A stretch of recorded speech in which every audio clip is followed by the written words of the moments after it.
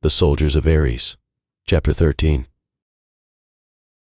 They packed up, refueled the truck and started moving again, only this time with Maximus at the wheel. It had been a while since he had driven anything and it took some time to get used to again, but he was still managing to slug along even though the bumpy, sand-filled path wasn't helping.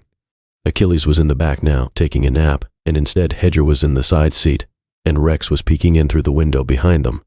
"You're veering to the left again," Rex said.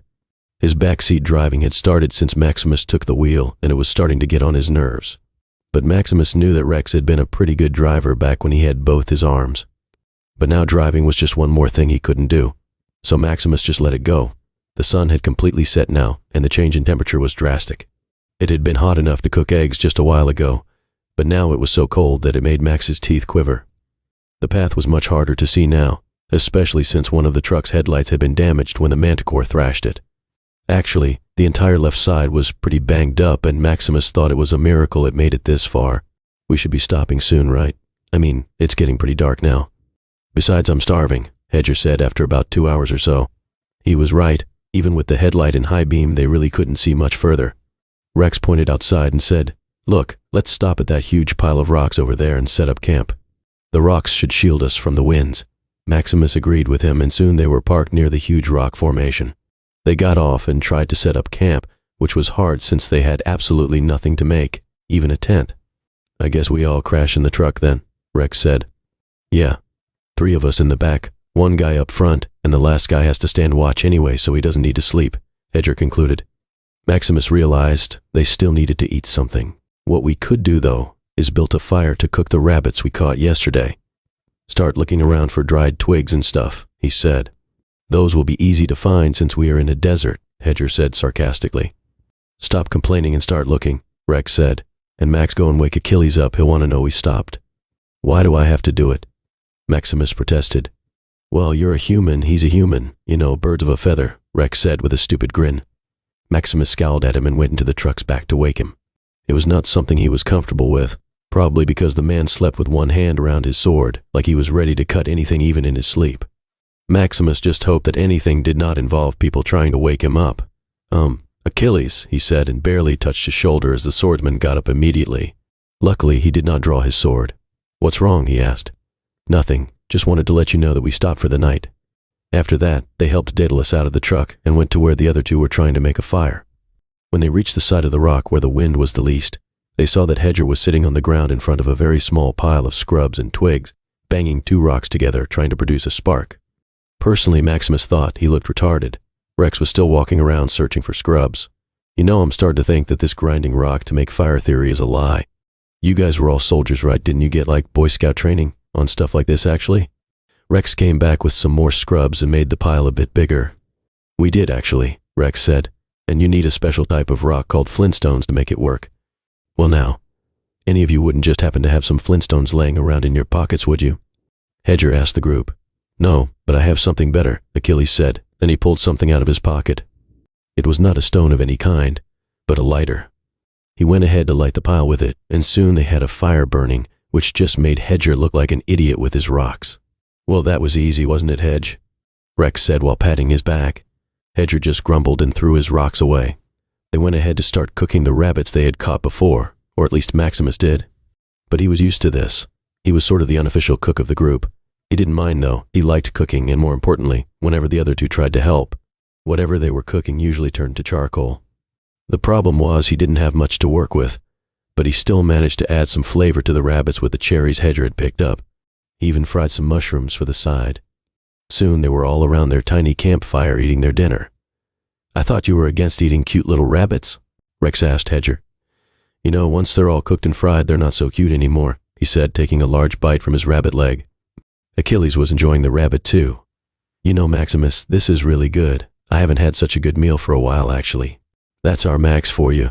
Great with a blade on the battlefield, even better with it in the kitchen," Hedger said.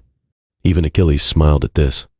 The only one not joining in the conversation was Daedalus, for obvious reasons. But still, Maximus thought that the potion he made was something amazing.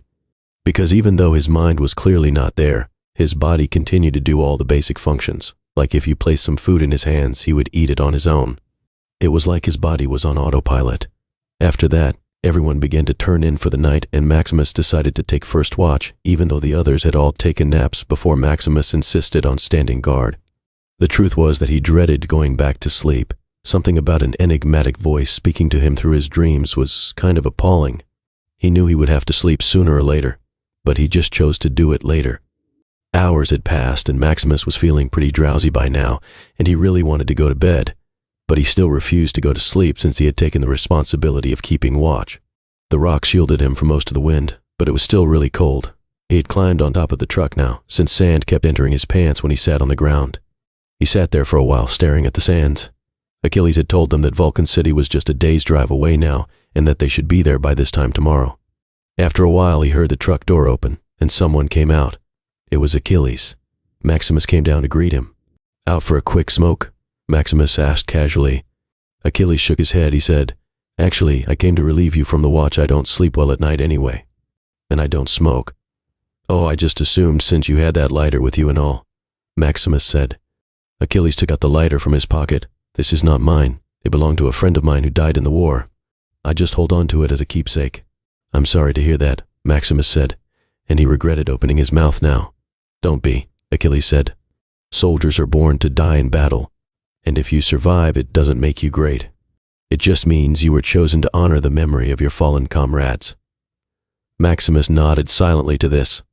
After a few seconds of awkward silence, Maximus asked, "So are you a part of Athena's army then?" Achilles shook his head in response and said, "No, I haven't been part of any army since the fall of Troy, and I don't plan to join any either. I mostly just move around a lot now as a wanderer, but I do still work as a mercenary though, when I need money. Sadly, the 10-year Trojan War made fighting my only form of revenue." Maximus could relate to this. When he was in the army, fighting and killing were all he knew, but luckily when he got out, these skills were pretty useful for a scavenger. "So someone hired you as a mercenary to save Daedalus?" he asked. "No, this wasn't a job," Achilles said. "Daedalus and I go way back, and I owe him a great deal. When a friend of mine from Athens informed me that he had been kidnapped, I began tracking him down immediately." Maximus nodded to the story, but he still didn't get up to go to sleep. "You don't seem too eager to go to bed?" Achilles asked. Maximus shifted uncomfortably and said, "It's just that I'm not used to getting visions and all." "Yes, those can be real annoying," Achilles said. Maximus looked at him with surprise. "Have you ever got any?" Achilles nodded in agreement. "Even if you're not a prophet or oracle, visions can be given to you. Of course, there is some powerful sorcery involved. Back before technology had gotten so far, they were one of the safest ways to give information, even if it is very annoying to the receiver. But these visions are only related to the past or present. You still need a prophet to tell you prophecies of the future." Maximus processed this new information.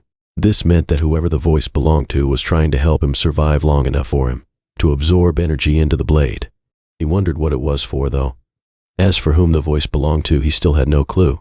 There were thousands of powerful sorcerers, and even though a prophet was much rarer, there were still enough of them around too. And almost all the gods had incredible amounts of magical energy as well. "Yeah, well, I have to sleep sometime, I guess," Maximus said with a weak smile. He was about to go inside to sleep when an idea hit him. "Achilles, can I ask you something?" he said. Achilles turned to show he was listening. "Well, it's just that my new blade is an energy weapon, but I can't seem to make it work since the Manicore fight. I was hoping maybe you had some advice in the matter." Maximus thought it was a good idea. Who better to ask about a sword than one of the best swordsmen in the world? "Your sword skills and footwork are actually pretty good, though you could still improve a lot," Achilles said. "But when energy weapons are involved, your will also comes into play. Unless you are able to channel your will into your blade, it just won't work for you." Maximus nodded. He kind of understood what he was talking about, but he didn't know what to do about it. Achilles looked at him for a while and said, "Tell you what, once we reach Vulcan City and there's enough time, maybe I could give you some pointers." That would be great," Maximus said, surprised. It was like a dream come true. After all, training lessons from Achilles was a once-in-a-lifetime opportunity. He thanked Achilles and bid him good night and finally went to bed. This has been a chapter from Book 1 of the new World Odyssey series, The Soldiers of Ares. Links to the books in the bio. Thanks for listening. If you enjoyed this chapter, don't forget to like, share, comment, and subscribe for more. Hit the notification bell so you never miss an upload. See you in the next chapter.